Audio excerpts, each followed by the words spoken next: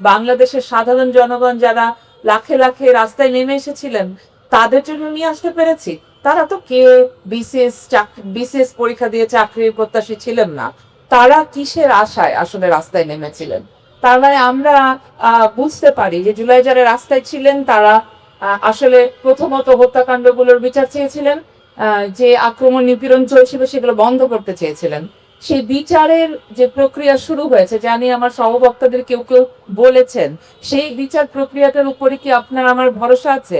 আমাদের কি মনে হচ্ছে যে যারা জুলাই হত্যাকাণ্ডের সাথে জড়িত ছিল তাদের বিচার হচ্ছে বা তাদের বিচার হবে, তার আসলেই এই শহীদ পরিবারগুলো বিচার পাবে? আমাদের তো অতটা আস্থা আমরা পাচ্ছি না। যে ছবিগুলো আমরা আমাদের দুই পাশে পেছনে দেখতে পাচ্ছি, সেই ছবিগুলোতেও জুলাই আসলে কাদের রক্তের বিনিময়ে এসেছে সেটা খুব পরিষ্কার দেখা যাচ্ছে। জুলাই এসেছে বাংলাদেশের সাধারণ মানুষের রক্তে, বাংলাদেশের শিক্ষার্থী এবং জনতার রক্তে। যে জনতার মধ্যে পেশাজীবী আছেন যেরকম, সেরকম শ্রমজীবী মানুষের সংখ্যাও অনেক বেশি। আমাদের শিক্ষার্থীদের চাইতেও শ্রমজীবী মানুষের সংখ্যাই এই জুলাইয়ে নিহত শহীদদের তালিকায় তাদের সংখ্যাই বেশি। সেই জুলাইয়ের শহীদদের সকলের স্মৃতির প্রতি শ্রদ্ধা রেখেই আমি আমার বক্তব্য শুরু করছি। আজকে এই মঞ্চে আছেন আমাদের সাথে আলোচক হিসেবে, তিনি কথা বলেছেন একটু আগে, একজন শহীদের পিতা। জুলাই আমাদের আসলে, যখন আমরা জুলাই নিয়ে কথা বলতে চাই, যখন আমরা জুলাইয়ের স্মৃতিচারণ করি কিংবা জুলাই থেকে আসলে কি শিখলাম, কি মনে রইল আজকে 2 বছর পরে এসে, যেই জুলাই পেতে আমাদেরকে প্রায় 1000 খানেক প্রাণ বিসর্জন দিতে হয়েছে, হাজারে হাজারে শিক্ষার্থী চোখ চলে গিয়েছে, হাত পা আহত হওয়া, আহত যে যোদ্ধাদের যে হাহাকার, সেই হাহাকার সামনে নিয়েই, সেই হাহাকারকে রেখেই কিন্তু আমরা আজকে এসে জুলাই নিয়ে কথা বলছি।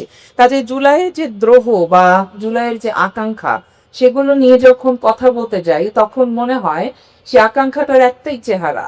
এই যে রিকশার মধ্যে পড়ে থাকা নিহত আমাদের শিক্ষার্থী, আমাদের সন্তান, তার এই ছবির দিকে তাকালে আমাদের একটা কথাই মনে হয়, যে এই কথাটা আমরা আসলে তার আগের 15 বছর ধরে চেয়ে এসেছি, সেটা ছিল জাস্টিস।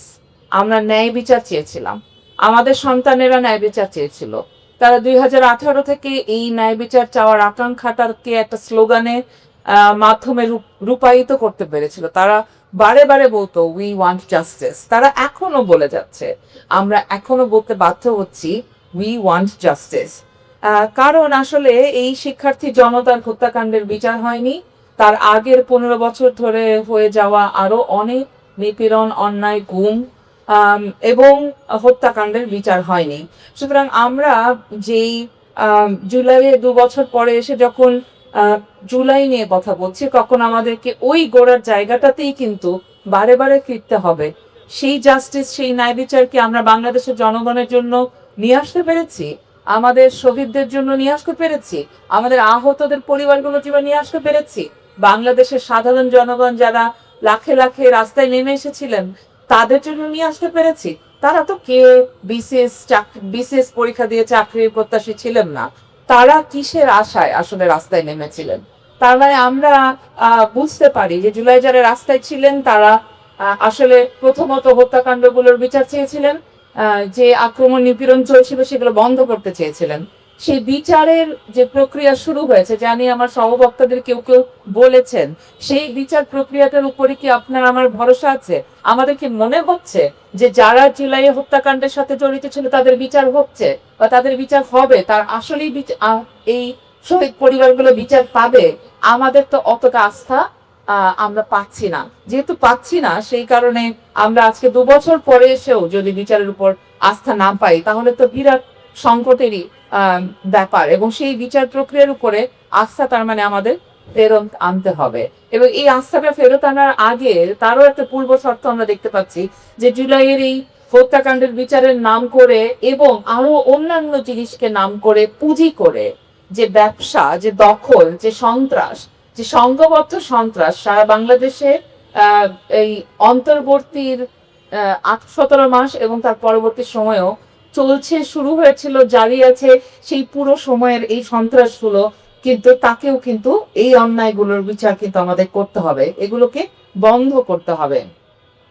যে আকাঙ্ক্ষার ছবি বুকে নিয়ে এই শহীদরা কাতারে কাতারে গুলির সামনে দাঁড়িয়ে গিয়েছিল, তাদের দুই হাত প্রসারিত করে তারা গুলি কর বলে তারা দাঁড়িয়েছিল, সেই মানুষগুলোর চোখে তো আসলে ন্যায় বিচারের স্বপ্নই ছিল।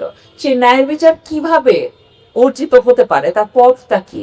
আজকে 2 বছর পরে এসে আমরা যখন এখানে দাঁড়িয়ে গিয়ে কথা বলি, তখন আমাদের মনে রাখতে হবে আমরা যেন এই আশা না করি যে আমাদেরকে কেউ ন্যায় বিচার আমাদের সামনে এনে, হাতে এনে ধরিয়ে দিয়ে যাবে। কারণ এ পর্যন্ত তো আমাদের সেরকম কোনো ইতিহাস নাই যে আমাদেরকে কেউ না চাইলে এরকম একটা ন্যায় বিচারের ধারণা বা ন্যায় বিচারকে আমাদের হাতে এসে দিয়ে গেছে। তাহলে আমাদেরকে কি করা প্রয়োজন? কারণ আপনারা দেখেছেন যে অন্তর্বর্তী সরকারের আমলে এই যে রাজনৈতিক দলগুলো যাদের উপর আমরা ভরসা করব, যাদেরকে আমরা ভাববো যে তারা আমাদেরকে ন্যায় বিচার এনে দেবে, যারা জনগণকে তাদের প্রতিদিনকার খাদ্য, বস্ত্র, বাসস্থান এবং তাদের কর্মসংস্থানের ব্যবস্থা করবে, যাতে করে এই যে বাজারে ভয়াবহ আগুন লাগা দাম, এই যে 2 দিন পর পর গ্যাস থাকে না, কখনো তেল থাকে না, এর হয়তো বৈশ্বিক একটা প্রভাবের কারণে হতে পারে, কিন্তু সবটা কিন্তু বৈশ্বিক প্রভাবের কারণে হয় না। তবে এই যে এই জায়গায় জনগণ কি ন্যায় বিচার পাবে? এই ন্যায় বিচার পাওয়ার জন্য কি জনগণকে তাহলে রাজনৈতিক দলগুলোর দিকে তাকিয়ে থাকতে হবে? এনপিএ আমাকে আমন্ত্রণ জানিয়েছে, হয়তো ওরা ভাবছে যে নতুন একটা দল করেছি, এর মধ্যে এসে সামিনা বাবার দলদের, রাজনৈতিক দলগুলো নিয়ে বকাবকি শুরু করেছেন। এই কারণে করছি যে আমরা তো গত 24 মাসে দেখিনি দলগুলোর কাছ থেকে কোনো এমন কোনো কর্মকাণ্ড দেখি নাই যাতে মনে হতে পারে যে আসলে জনগণের পক্ষে ন্যায় বিচার এনে দেওয়ার জন্য তারা কাজ করছেন। আমরা দেখেছি মূলত যে তাদেরকে একটা টেবিলে জায়গা পাওয়ার জন্য ধাক্কাধাক্কি করতে, আমরা দেখেছি তাদেরকে নানা রকম ভাবে ক্ষমতার কাছাকাছি পৌঁছানোর ব্যবস্থা করতে। তা না হলে এই যে জুলাইয়ের আকাঙ্ক্ষায় যে এতগুলো সংস্কার কমিশন হলো, সেই সংস্কার কমিশন গুলোর মাত্র 6টা কেন ঐকমত্য কমিশনে গেল? আর যেগুলো গেল সেগুলো নিয়েও যে এত লম্বা চওড়া আলোচনা হলো, সেখানে জনগণের প্রতিনিধিত্ব কোথায়? এবং জনগণকে যেখানে যুক্ত করা হয়েছিল খুব সামান্য মাত্রায় হলেও, সেই জায়গাগুলো ছিল এই সংস্কার কমিশনগুলো। সেই কমিশনগুলোর রিপোর্টগুলো অলমোস্ট প্রায় প্রতিটি এখন আবর্জনার পর্যবসিত হলো, কোনোটাই আর রাজনৈতিক দলগুলো সামনে তুলে আনলেন না। একটা উদাহরণ দেই, যে নারী বিষয়ক সংস্কার কমিশনের যে রিপোর্ট, সেখানে দাবি করা হয়েছিল যে নারীদেরকে যেন 50% মনোনয়ন দেওয়া হয়। একটা একটা জাতীয় সংসদের 50 ভাগ নারী মনোনয়ন চেয়েছিলেন তারা, সেটা নিয়ে আলোচনাই হয়নি। ঐকমত্য কমিশনের আলোচনা শুরুই হয়েছে 15% থেকে, তারপর সেটা এসে 5%-এ নেমেছিল। আর আপনারা সকলেই জানেন একটি রাজনৈতিক দলও এই 5% নারী মনোনয়ন দেয়নি। তার মানে রাজনৈতিক দলগুলোর কাছে আমাদের খুব বেশি যে আশা করবার আছে সেরকম আমরা দেখতে পাচ্ছি না। আমরা এমপি এর কাছে আশা রাখি যে তারা এই জায়গায় কাজ করবে। আরো যারা রাজনৈতিক দল যারা আসলে জনগণের ন্যায় বিচারের পক্ষে কাজ করতে চায়, তারা কাজ করবে, কিন্তু কেবল তাদের উপর ভরসা করে বসে থাকলেই কিন্তু হবে না। কারণ জুলাই আমাদেরকে এমন একটা উইন্ডো অফ অপরচুনিটি, এমন একটা জানালা খুলে দিয়েছিল যার একটা ইনার্শিয়া আছে। সেই ইনার্শিয়াটা হচ্ছে আপনি ক্ষমতাকে প্রশ্ন করতে শিখেছেন, আমরা প্রত্যেকেই ক্ষমতাকে প্রশ্ন করতে শিখেছি। ক্ষমতাকে প্রশ্ন করবার এই অভ্যাস জনগণের জারি রাখতে হবে। প্রতিটি মানুষের তার বলয়ের প্রতিটি ক্ষমতাবান প্রভাবশালী মানুষকে প্রশ্ন করতে থাকতে হবে, এবং এই প্রশ্ন করতে থাকার মাধ্যমে আমরা হয়তো সমাজের ভেতর থেকে আস্তে আস্তে ন্যায় বিচারের ধারণাকে প্রতিষ্ঠিত করতে পারবো। কিন্তু সেই ন্যায় বিচার যেন অন্য কারো অধিকারকে হরণ করে প্রতিষ্ঠা করা না হয়, সেই দিকটাও আমাদের খুব ভালো করে খেয়াল রাখতে হবে।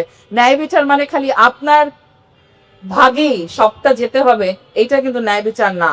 আপনার সাথে যার মতের অমিল আছে তাকে ফেলে দিতে হবে, তাকে কল্লা কেটে দিতে হবে, তাকে ঝুলিয়ে দিতে হবে, তাকে মব করতে হবে, এই জায়গা থেকে বের হতে হবে। আপনার ন্যায় বিচার, আপনার অধিকার ততটুকুই যতটুকু সেটা অন্যের অধিকারকে হরণ করে না। এ পর্যন্তই ন্যায় বিচারের ধারণা। আশা করব এনপিও সেই রাস্তায় জনগণের ন্যায় বিচারের পক্ষে কাজ করবে। তাদের জন্য শুভকামনা।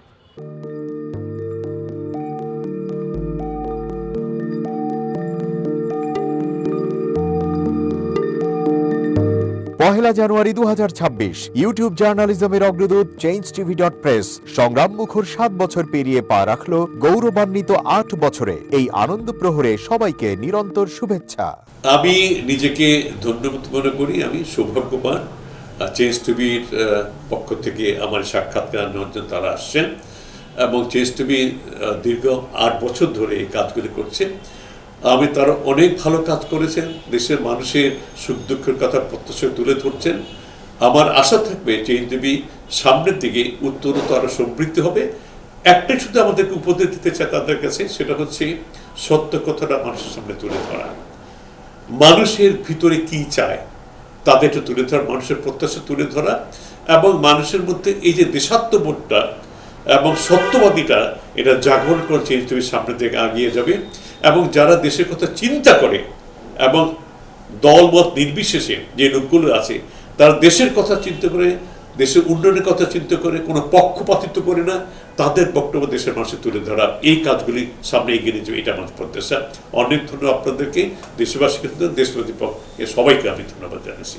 changetv.press